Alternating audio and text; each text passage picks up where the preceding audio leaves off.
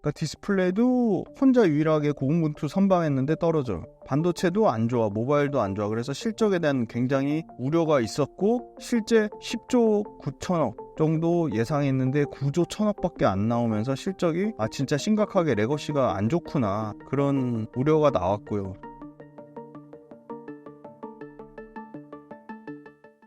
최근 반도체주가 급락한 이유가 무엇인가요? 아까 만약에 우리나라 자금을 일부 정리해서 중국 쪽, 아시아 쪽에서 중국 비중을 높인다고 하면 삼성전자가 전체 지수에서 차지하는 비중이 20%대 가까이 되니까 지수를 줄이는 과정에서 삼성전자를 불가피하게 정리할 가능성도 충분히 좀 있었고요. 그 다음에 결론적으로는 삼성전자가 지금 HBM 관련돼서 계속 결과물을 못 내고 있잖아요. 시장의 대세는 HBM인데 HBM 관련돼서 완전히 하이닉스 주도권을 뺏겼다고 보면 외부인 입장에서 삼성전자가 좀 매력이 많이 하이닉스 대비해서 낮다고 봐서 아까 거의 산 물량을 다 토해낼 정도로 9조 가까이 매도가 나왔던 거고요. 삼성전자가 좋아지려면 이미 HBM 관련돼서는 하이닉스 주도권을 뺏겼기 때문에 나머지 레거시 반도체가 좋아져야 되는데, 그 레거시 반도체라고 하는 구형 반도체 쪽에서 생각보다 좋아지고 있는 과정 중에 있었는데 갑자기 또 그게 그 좋아지는 성장의 폭이 둔화가 된 거죠. 왜냐하면 대표적으로 스마트폰 쪽이 생각보다 재고가 쌓이기 시작한 거예요.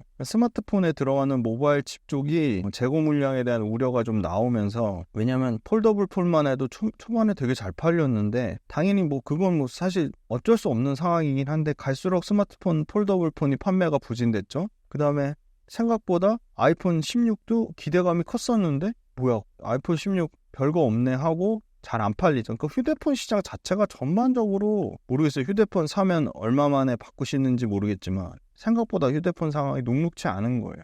그리고 삼성전자는 오포라든지 비보라든지 중국산 스마트폰도 만들어주는데 거기도 그렇게 드라마틱하게 수요가 회복되지 않고, 그래서 이 스마트폰에 재고 쌓이는 거, 스마트폰의 가격 떨어지는 부분, 스마트폰에 들어가는 반도체 가격 떨어지는 부분이 메모리 사이클을 단기 둔화로 바뀌는 거 아니냐, 그런 큰 틀에서 깎아먹은 측면이 있고, 삼성전자는 하이닉스는 심플하게 반도체만 보면 되지만 삼성전자는 반도체는 30%, 나머지 40%가 휴대폰이거든요. 그러니까 휴대폰에 안 팔리니까 휴대폰 사업부도 실적이 안 좋아. 휴대폰에 들어가는 모바일 칩도 안 좋아. 그러니까 휴대폰과 모바일 다 안 좋았고, 삼성전자 휴대폰하고 반도체 안 좋을 때 작년하고 재작년에 실적 땡긴 게 디스플레이가 엄청 잘했거든요. 왜냐면 애플에 들어가는 OLED 디스플레이를 삼성이 납품하니까. 근데 생각보다 북미 애플 것도 OLED 들어가는 게 경쟁이 심화되고 수익성이 떨어진 거예요. 그러니까 디스플레이도 혼자 유일하게 고군분투 선방했는데 떨어져요. 반도체도 안 좋아, 모바일도 안 좋아. 그래서 실적에 대한 굉장히 우려가 있었고 실제 10조 9천억 정도 예상했는데 9조 1천억밖에 안 나오면서 실적이 진짜 심각하게 레거시가 안 좋구나, 그런 우려가 나왔고요. AI 강세 지속되면서 HBM 그리고 DDR5, DRAM 고용량, eSSD가 다 좋거든요. HBM만 좋은 게 아니라 HBM이 엄청나게 많은 일반 메모리 반도체 그 캐파를 잡아먹으니까 나머지 레거시 쪽 반도체는 캐파를 일부러 늘리지 않아도 HBM이 캐파를 뺐기 때문에 그냥 자연 감산이 되는 거예요. 그래서 그 자연 감산도 있는데 삼성전자가 자체적으로 우리 내년에 25년에도 레거시는 아주 보수적으로 설비 투자할 거야. 그래서 사실 레거시가 그렇게 시장에서 예상하는 것처럼 박살나는 상황은 전혀 아니고 휴대폰에 약간의 부진이 있었는데 결국은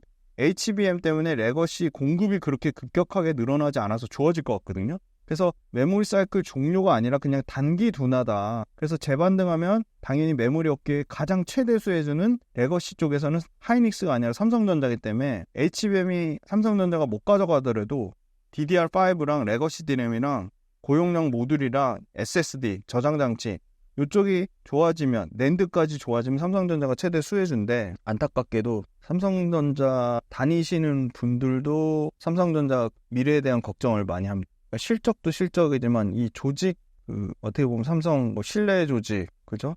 시스템의 조직에서 조금 조직 경쟁력? 그런 게 조금 많이 약화되지 않았나. 그래서 그런 부분이 일종의 부서 이기주의가 될 수도 있는 거고. 야, 이거 우리가 왜 해야 돼? 요새 MZ들 얘기하는 것처럼 제가요? 왜요? 지금요? 이런 것처럼 그런 게 좀 있다고 하더라고요. 그래서 사실은 삼성전자가 쉽지는 않아 보이고, 그런데 분명한 건 지금 6만 원이 깨진 시점에서 뭐 여기서 더 빠질 정도 삼성전자의 이익 체력이 나쁘진 않다고 보고 있습니다. 그래서 HBM을 냉정하게 얘기해 보면, 물론 아직 엔비디아 쪽으로 삼성전자가 지금 제가 확인한 걸로는 최종 테스트에서 뒤에 뒷단 후단 작업이 몇 개가 남아있는 거지 최종 테스트를 뭐 탈락하거나 이런 건 아닌 것 같아요. 근데 이제 계속 자기네들이 8월 달에 하겠다고 했는데 9월 달에 못하고 또 10월 달 미뤄지고 하니까 그런 얘기가 나오는 건데, 하이닉스는 삼성전자한테 HBM을 뺏길 지금 상황만 있는 거고, 하이닉스는 삼성전자한테 지금 이미 잘하고 있으니까 뺏길 처지에 있는 거고, 삼성전자는 앞으로 계속 뺏으려고 하는 상황인 거니까 뺏기는 쪽이 더 부담스러운 건 맞는 거죠. 그래서 저는 여기서 더 나빠지긴 좀 어렵다. 그래서 오히려 가격적인 측면으로나 앞으로의 회복의 강도를 보면 하이닉스보다는 삼성전자 쪽이 조금 더 기회가 있지 않나. 그리고 삼성전자가 이제 내년 이익치가 영업이익이 20%나 하향 다운시켰거든요. 하이닉스 이제 실적 나오면 저는 하이닉스도 이익 추정치 좀 하향될 거라고 보는데, 내년에 영업이익 50조 예상하니까, 근데 50조 기준으로 하면 1배거든요. 과거에 최근 한 3년? 5년? 데이터로 보면 역대급으로 지금 역사적 하단 수준이거든요. 분명 가격 메리트는 있다고 봅니다. 내년 전기차 시장은 어떻게 전망하시나요? 그러니까 삼성전자 하이닉스 반도체를 쓰는 빅테크가 계속 투자를 하냐 안 하냐가 중요한 것 같아요. 근데 재미난 게 빅테크 마이크로소프트도 그랬고요, 엔비디아도 그랬고, 또 어디죠? 구글도 그랬고, 야 이거 투자 안 해서 지금 이 AI라는 거대한 메가 트렌드에 뒤처지는 게 우린 더 무서워. 결국은 투자 계속 하겠다는 거거든요. 25년, 26년에도. 그럼 25년, 26년에 계속 빅테크들의 데이터 센터 투자가 계속 지속되면 일단은 하이닉스가 최대 수혜주로 계속 좋을 수밖에 없다고 봅니다. 근데 다만 아까 말씀드린 스마트폰 고객사들의 매물이 재고 증가하는 거는 계속 체크를 해봐야 되고, 하이닉스나 삼성전자한테 계속 부담은 될 것 같아요. 근데 하이닉스는 메모리 업체 중에 AI 비중이 가장 높고, 올해 기준 30%대에서 내년에 전체 매출의 HBM이 반도체 비중이 50% 가까이 올라온다고 하니까 반도체 계속 투자하면 하이닉스는 삼성전자하고 다른 흐름이 나올 수도 있겠다 생각은 들어요. 근데 그럼에도 불구하고 아까 모두의 저는 가격적인 측면을 절대 무시할 수 없기 때문에 하이닉스보다 삼성전자가 매력적이라는 거라고 보는 거고요. 업황만 보면 당연히 하이닉스가 계속 최대 수혜주고, 이 반도체의 가장 비중도 높고, 반도체로 인해서 가장 돈을 제일 잘 벌고 가장 차별화된 주가 움직임을 보일 것으로 보여요, 하이닉스가. 근데 하이닉스는 삼성전자한테 저는 분명히 그 시기는 뭐 측할 수는 없지만 HM 관련돼서 뺏길 리스크만 계속 남아있다. 그게 저는 굉장히 크다고 보고요. HBM3 12당 기준으로 1분기 이상 하이닉스가 빠른 상황이고, 시장에서는 계속 하이닉스가 시장 선점에서 경쟁 우위 지속할 거라고 보는데, 지금 삼성전자 입장에서는 죽고 사는 문제거든요. 지금 HBM에서 이제 뒤떨어지면 아예 반도체, 메모리 반도체 쪽에서는 하이닉스한테 진짜 뭐 2인자 소리 들을 정도로까지 치명적인 지금 발등에 불 떨어져서 불이 타고 있는 상황이기 때문에 이 상황을 삼성전자가 절대 그냥 좌시하지는 않을 거라고 봅니다. 그래서 저는 오히려 삼성전자에 기회가 있다고 보는 거고, 분기 사상 최대 영업이익을 과연 하이닉스가 언제까지 찍을 수 있을까? 그 예상되는 게 내년 2분기거든요. 근데 그 내년 2분기가 아니라 생각보다 그게 시기가 더 앞당겨져서 1분기에 만약에 사상 최대 영업이익 찍고 2분기부터 떨어진다? 증이익이 계속 안 된다? 그러면 주가 측면으로 보면 아까 반도체를 온기로 다 때려 막는 거는 하이닉스이기 때문에 빠지더라도 하이닉스가 훨씬 더 많이 빠지지 삼성전자가 더 많이 빠질 거란 말이에요. 빠지는 걸 감안한다고 치면.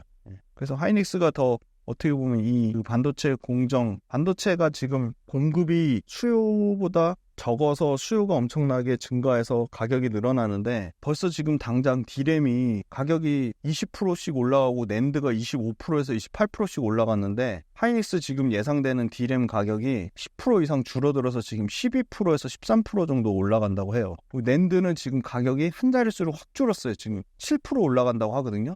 이게 추정치인데, 만약에 여기서 시장에서 예상한 거 D램 가격 기준으로 한 15%, 낸드 가격 기준으로 7%인데 D램 가격 뭐 10% 나오고 낸드 가격 5% 나온다? 그럼 상승인데도 불구하고 굉장히 충격적인 수준까지 실적이라든지 이런 게 반영될 가능성이 높다고 보거든요. 그리고 하이닉스는 아직 25년도 영업이익을 아직 하향 조정 안 했습니다. 왜냐면 3분기 실적 안 나와서. 근데 삼성전자는 이미 20% 하향 조정해버렸어요. 그래서 프리미엄이 결국 HBM 말하는 건데 요거 표 띄워주실 건데 신한증권 표 띄워주실 건데요. 엔비디아 관련돼서 B200이 25년에 12단 288GB 요거 25년 중반 잡혀 있고요. 8단은 아마 GB200 같은 경우는 25년 연초부터 192GB랑 384GB 양산할 것으로 보여요. 그 다음에 AMD 거는 지금 삼성전자가 물량 받고 있거든요. 근데 이거 그 후속 모델 MI350이 아마 12단으로 288GB, 요거 AMD 거는 엔비디아 거보다 조금 더 빨리 납품할 것 같아요. 하이닉스 기준으로 25년 연초 예상하고, MI375 모델 같은 경우는 288GB로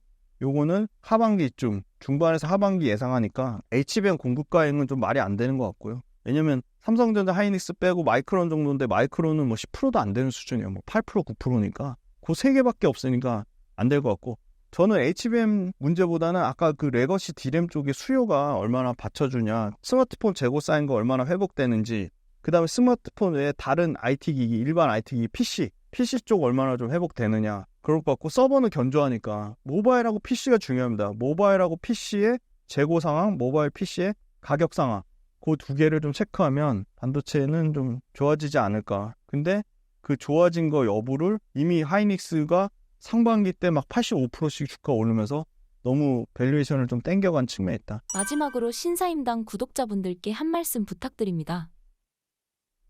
그 주식 투자 관련돼서 일단 재밌으셨으면 좋겠어요. 재미가 없으시면 안 하시면 됩니다. 그러니까 일단은 우리가 뭐 원데이, 투데이 주식 투자 하실 거 아니니까 일단 멘탈을 일단 강철 멘탈로 일단 만드세요. 그러려면 저는 내가 감당할 수 없는 수준의 금액으로 투자를 하시면 안 될 것 같아요. 그러니까 코로나 때 들어오신 분들이 막 자기가 엄청 투자 잘하는 것처럼 막 어깨에 뽕 들어가가지고 막 그러시는데, 그 코로나 때 굉장히 특이한 케이스예요. 그러니까 평상시에 조금 목표 수익률을 좀 낮게 잡으시고 수익 나면 좀 수익 실현해가지고 현금화해서 그걸로 또 새로운 기회를 잡으시는 게, 그러니까 결론적으로는 작은 투자 성공 사례를 좀 많이 만드셨으면 좋겠어요. 물론 2차 전지를 파시라는 얘기가 아니에요. 2차 전지 갖고 계신 분들은 큰 틀에서 2차 전지가 가진 대원칙, 대기준, 친환경, 탈탄소, 전기차 시대로 간다. 그 다음에 우리나라 배터리 업체들이 유럽과 미국에서 굳건한 점유율을 유지한다. 이 4가지 가정이 깨지지 않으면 그냥 들고 가시는 게 맞아요. 근데 2차 전지만 몰빵하실 거 아니잖아요. 다른 성장하는 산업들 봐야 되잖아요.